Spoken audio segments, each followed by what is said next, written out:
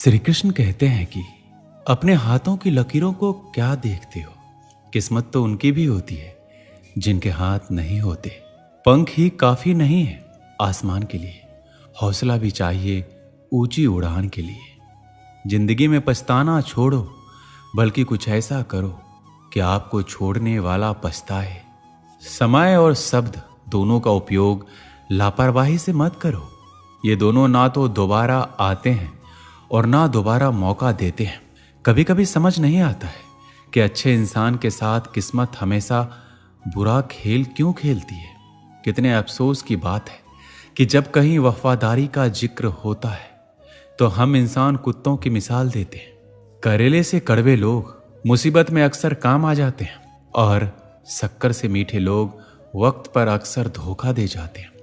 जिन्हें आपके दर्द का एहसास ही ना हो, उनसे शिकायत करना बिल्कुल बेकार है। हर इंसान की दो कहानी होती है, एक वो जो सबको सुनाता है और दूसरा वो जो सबसे छुपाता है। मौन सबसे अच्छा जवाब है उस इंसान के लिए जो आपके शब्दों का मोल नहीं समझता। जीवन में अपने आप को मजबूत बनाएं, दूसरों के भरोसे बैठे रहना आपको बर्बाद कर देगा। मेरा गुस्सा और मेरा प्यार सिर्फ उन लोगों के लिए है जिन्हें मैं अपना समझता हूं। आजकल लोग हक तो जताना जानते हैं लेकिन रिश्ता निभाना नहीं जानते। जो प्रयास करना नहीं जानते उन्हें सारी समस्याएं बड़ी लगती है। मुझे इंतजार है जिंदगी के आखिरी पन्ने का। सुना है कि आखिर में सब कुछ ठीक हो जाता है। श्री कृष्ण कहते हैं आप किसी को भी अपनी जिंदगी का सबसे जरूरी हिस्सा मत बनाइए, क्योंकि जब वो इंसान बदलता है तो आप उनसे नफरत नहीं करते बल्कि अपने आप से नफरत करने लगते हैं। बात बात पर गुस्सा करने वाले लोग वही होते हैं जिन्हें खुद से ज्यादा किसी और की फिक्र रहती है। पता नहीं क्यों छोड़कर चले जाते हैं वो लोग जिन्हें हम जिंदगी समझकर कभी खोना नहीं चाहते। दोस्त वो होता है जिनके साथ बातें खुलकर की जा सके, ना कि संभल कर। तनाव, उदासी और बेचैनी इंसान को तभी होती है जब वो खुद के लिए कम और दूसरों के लिए अधिक सोचता है। संयम रखना जिंदगी के सामने रोने से कई गुना बेहतर है। लोग कहते हैं कि दर्द बताने से कम होता है, मगर यहां जिसे भी अपना दर्द बताओ वही लोग मजे लेते हैं। सबको अच्छा समझ लेना, बस यही सबसे बुरी आदत है मेरी। आपके पास बस पैसा होना चाहिए, क्योंकि यहां भावनाओं की कोई कदर नहीं है। जीवन में सबसे बड़ी खुशी उस काम को करने में है जिसे लोग कहते हैं आप नहीं कर सकते। मुझे परवाह नहीं है कि लोग क्या कहते हैं, मुझे नजरें खुद से मिलानी है, लोगों से नहीं। दर्द सहने वाला ही जानता है कि दर्द कितना गहरा है। आज के जमाने में ज्यादा अच्छा होना बिल्कुल भी अच्छा नहीं है। गिराने वाले अगर अपने हो तो संभलने में बहुत वक्त लगता है। आज के जमाने में लोग अपनी कदर तब करते हैं जब उनको आपकी जरूरत होती है। खुश रहना सीखो, इससे पहले कि उदास रहना आपकी आदत बन जाए। आदमी बड़ा हो या छोटा कोई फर्क नहीं पड़ता, उसकी कहानी बड़ी होनी चाहिए। एक बात हमेशा याद रखना कि दुनिया की कोई भी परेशानी आपकी हिम्मत से बड़ी कभी नहीं हो सकती। चुप रहना अच्छा होता है, लेकिन जब आपके साथ अन्याय होता है तब आपको जरूर बोलना चाहिए। जिंदगी हमेशा एक नया मौका देती है। सरल शब्दों में इसे आज कहते हैं। जिंदगी में लक्ष्य पर पहुंचने से पहले अपने दिमाग को लक्ष्य पर पहुंचाना पड़ता है। गिरना भी जरूरी है, इससे हमारी मेहनत की पहचान होती है। एक बात याद रखना, अपने लक्ष्य के बारे में कभी किसी को मत बताना। दूर रहना है मुझे उन सब से जो मेरे साथ रहकर भी मेरे साथ नहीं है। जो तुम्हारा मूल्य ना समझे उसके सामने कभी जबरदस्ती अपना प्रेम मत दिखाओ। मुझे किसी के बदल जाने का कोई गम नहीं है, बस कोई था जिससे ये उम्मीद नहीं थी। झूठ सुनने में भी मजा तब आता है जब सच आपको पहले से पता हो। आपके इरादे इतने कमजोर नहीं होने चाहिए कि लोगों की बातों में आकर टूट जाए। श्री कृष्ण कहते हैं जगह जगह पर प्रयास करने से अच्छा है कि एक ही लक्ष्य पर कड़ी मेहनत और सच्ची लगन से काम किया जाए। देखना आपको सफलता अवश्य मिलेगी। अच्छे लोगों का हमारी जिंदगी में आना हमारी किस्मत होती है और उन्हें संभाल कर रखना हमारा हुनर होता है। काटना, पीसना और निचोड़े जाना, वो भी अंतिम बूंद तक, गन्ने से बेहतर कौन जानता है कि मीठा होने का कितना नुकसान होता है। अपना बुरा समय खुद को बेहतर बनाने में लगा दो, क्योंकि अब रिश्ते इंसानों से नहीं पैसों से बनते हैं। ये दुनिया है, ये तो सताती रहेगी। आप बस मुस्कुराना सीख लीजिए। सब कुछ जानते हुए भी अगर आप गलत को गलत नहीं कह सकते तो आप अपने हक के लिए कभी नहीं लड़ सकते। हम टूटे हुए लोग हैं, हम बोलना नहीं चुप रहना पसंद करते हैं।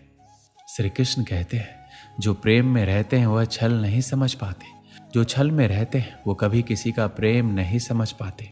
इंसान वही श्रेष्ठ होता है जो बुरी स्थिति में फिसले नहीं और अच्छी स्थिति में उलझे नहीं।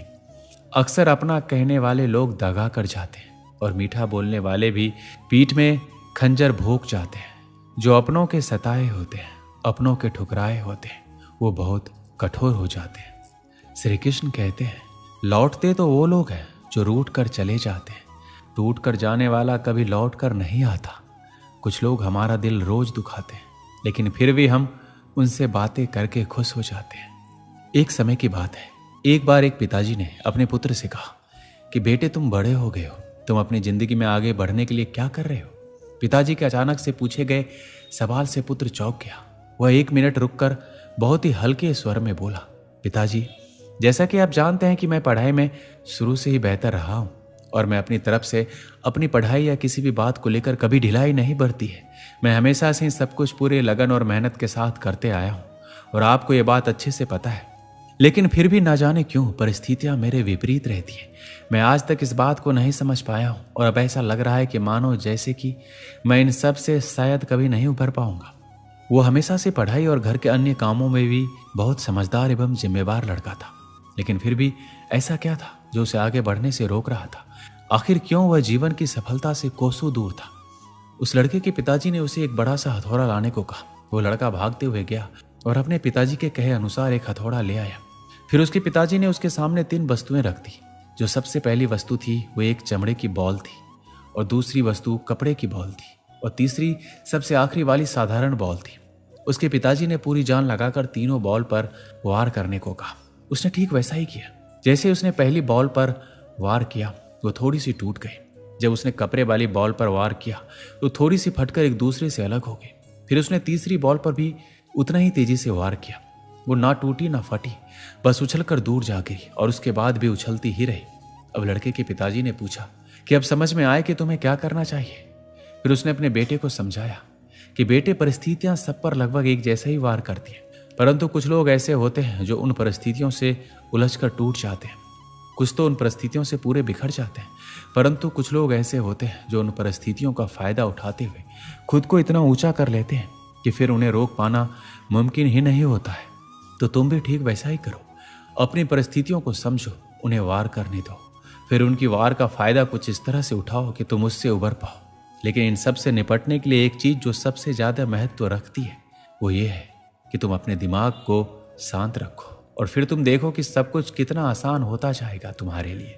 उस लड़के को अपने पिताजी की बातों को सुनकर समझ आ गया था कि उसे क्या करना चाहिए और उसने अपने पिताजी से वादा किया वो अब उसी प्रकार हर परिस्थिति से निपटने की कोशिश करेगा जैसा उन्होंने समझाया था। इस कहानी से हमें क्या सीख मिलती है कि हर किसी के जीवन में समस्याएं आती है और संघर्ष भी सभी को करना पड़ता है। यह हमारे ऊपर निर्भर करता है कि हम किस समस्या को किस तरीके से देखते हैं। जब संघर्ष का समय आता है तो वो समस्या किसी को बहुत ही बड़ी लगती है, तो किसी के लिए वो समस्या एक अवसर बन जाती है। यह सब हमारी सोच पर निर्भर करता है कि हमें उस स्थिति से कैसे निपटना है। अपनी सोच को सकारात्मक रखें और अपने मन को शांत रखें, फिर देखिए वो समस्या आपके लिए बड़ी नहीं रहेगी। दोस्तों, इस वीडियो में बस इतना ही। मिलते हैं अगले वीडियो में। अपना ख्याल रखिएगा। जय श्री कृष्ण।